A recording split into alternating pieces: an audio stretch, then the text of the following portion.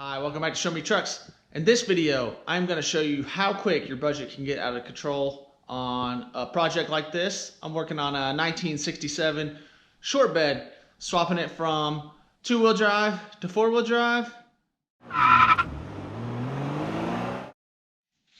Here's a bunch of receipts. All these come out of my wallet. I don't have an open checkbook that's just crazy, so I have to make things work on a budget. So first up, if you saw in the other videos, I sold the 67 short bed chassis that was on that truck, and I sold that for $3,000. It had a ton of money into it, so I'm not making a profit. I was just wanted to sell everything in one clump. Also, I had some spare parts that I actually got out of the trash can from work, and I made $95 on that. So basically, I'd consider my budget $3,095. Now, let's start subtracting. First up, I got this 67 long bed frame. It had trailing arms on it and all the cross members, and it was fine, nothing amazing. And I cut it down to fit a short bed. Obviously, if I bought a short bed frame, I'm gonna spend a lot more than that. Next up, my other big purchase was this 82 3/4 ton chassis. Some guys say it's a 1 ton, but when we looked it up, it said 3/4 ton. It has the 14 bolt rear end and all the linkage, and it's in pretty good shape. Missing a few things, but I needed all that. So that cost me $700. Those are the main things that I just couldn't not have.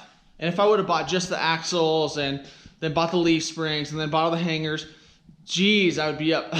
I'd be out of my money already. So you kind of have to buy a donor setup like this. I was hoping to be able to sell the square body chassis when I was done, but it's been cut up and it's not looking good. So I would just get a bunch of the parts off it. And I'm not even going to have to modify a bunch of these parts. But those are the big purchases so far. So besides just the frame and the 82 frame, the other thing that a lot of guys don't ever factor in whenever they're talking about how much they're spending is I spent a whole day, and I mean 7:30 in the morning until midnight, driving. And yes, hopefully you get lucky and all the stuff's in your area. Where I live, it's not in my area. So I drove 750 miles that day, which was around $200 in gas with the trailer. And you know, it's wear and tear on your truck. You have to have the trailer. You have to take the time out.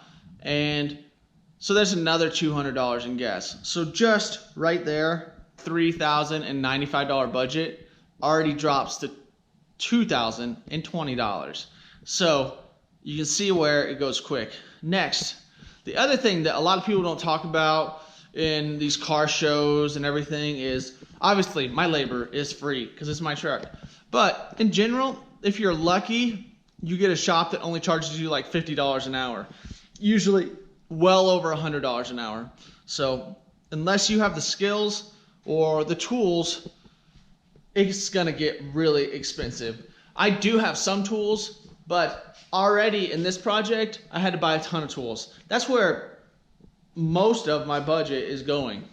So I had to buy a hoist to get the cab up and to get my engine up. And yes, I got a 2-ton hoist because they didn't have the cheaper one at Harbor Freight. So right there, $280 hoist. And if you saw that video, I had to drive back and grab the other parts of the hoist. So that was another $15 in gas. And I won't even factor that in. And 2 hours in time. Also, little stuff like I had to get batteries for my level finder. That's $10. I had to get a hole saw. That's $15. I had to get flap disc. You're going to use a ton of flap disc and a ton of cutoff wheels. And wire wheels. And all these consumables will eat you alive. So just that is $90 in flap disc and cutoff wheels so far. Another thing that you wouldn't even expect is I need to make a wood frame to hold my 67 frame up at ride height where I want it. Well, I went to cut some wood and my saw blade bent. And I know you wouldn't even think that's related to the truck, but it comes out of my wallet, so it is related to the truck. So the saw blade, and I bought some C-clamps. If you saw the other video, I had to C-clamp the frame all in position. That way it's nice and straight. That was another $50 for all that. Another thing, I got an air chisel. You probably saw me knock all these rivets out the frame. If you don't have an air chisel, geez, you should get one. It really helps with those rivets. Yeah, you can use a bolt and a hammer like I did on some of them, but the air chisel really helped out. It's $55. And some of these tools that you're like, I don't really need that. Well, once you factor in how much time it takes with the wrong tools, it pays off. Another one a lot of guys don't factor in is I already have a TIG welder that is underneath my shirt, but I like welding gas and welding rod. All that stuff adds up. So I ran out of gas the other day. I got a little carbide bit to like grind on the weld and some welding rod and gas. That was $105. So right there, just in tools on this project, and I already have quite a bit of tools, but you always need more. You always need the one you don't have, is how it works. I was $605 so far in tools. As you can see, this is how far I am in the project. I don't even have the frame on the axles yet. So I'm $605 in tools already. Yes, a lot of these tools I can use for other projects, and I just kind of been putting off buying them, but I need them now, so I had to pay for them now.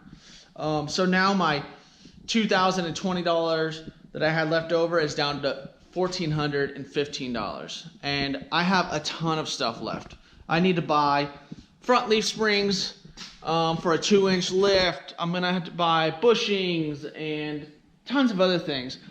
And I know you don't have to do all of this, but if you ever do one of these projects, you'll see. You get excited. You want, disc brakes in the back, or you want all brand new brake lines. Stuff like that, just brake lines, you should always do for one. But just brake lines, all those little fittings add up. I'd be surprised if you're not in $150, $200 just in brake lines, especially if you get all new rubber lines. And then let's talk about doing brake pads, calipers, or wheel cylinders and brake shoes. It adds up quick. So I did sell my blue truck. Excited because now I have a little bit of free money. I would love to not spend that money on this truck too much. I'm trying to get this job right now, and hopefully that pays enough that I can kind of keep that blue truck as flipping other truck money, so I can buy a truck and then do a little work to it and then sell it. But that's a little heads up for you guys. If you guys are younger and haven't done one of these projects, or you're older and you still haven't done one of these projects, the real life price of these gets a little crazy. As you saw my short bed truck, I'll put a picture in. Beforehand, you would think it was the biggest pile of junk, and I probably have, in reality, close to $20,000 into that truck. If you subtract the $3,000, still have $17,000 into that truck, and now it's a bunch of parts. So this truck's gonna have a lot of money into it, and obviously I'm not doing it to like sell this truck for a lot of money. I plan on keeping it. I plan on it being my tow rig and using it for life things and having fun in an old truck instead of driving my old crusty Ford that's out there that's leaking on the driveway. I like to have my Chevy leak on the driveway. So if you guys are curious on how these budgets work on these trucks, it gets expensive. So if you guys are ever buying a truck that's had any work done to it, just remember that people will put a ton of time and a ton of money into these projects. And a lot of times those are the best projects to buy because they know they're not getting their money back out of it. A lot of times they just want out of it, and so you can get a good deal on a project that someone has spent hours breaking rivets loose and breaking rusty bolts loose. If you get one of these I tried to buy a 50 Chevy 5-window truck the other day that looked like it hasn't been touched, and the guy's price is really high. And I think a lot of it is because people don't understand that you can spend days breaking bolts loose. And I know there's a sign out there that is your 30-minute project is one broken bolt away from being a 2-day project. Well, that's true life. That happens all the time. When I took the drive shafts off this truck, there is a bolt that is broken off into the yoke. It's horrible. It's way deep in there. It's going to take me forever to get it out, if I'm lucky and get it out. If not, I'm going to have to buy a new joint. This bolt is broken out, and it's way down in there. So, yay. That's how these projects go. I hope you guys enjoy. I hope you guys are not scared to start your own project or do something like this, but just be ready. You're about to spend some money. I'm mainly saying that because a lot of you guys and me, from experience, get in over your head, run out of money, and then sell your project, lose all your money. It sucks. Done it before. Trust me. Hope you guys enjoy. Make sure to subscribe. Later.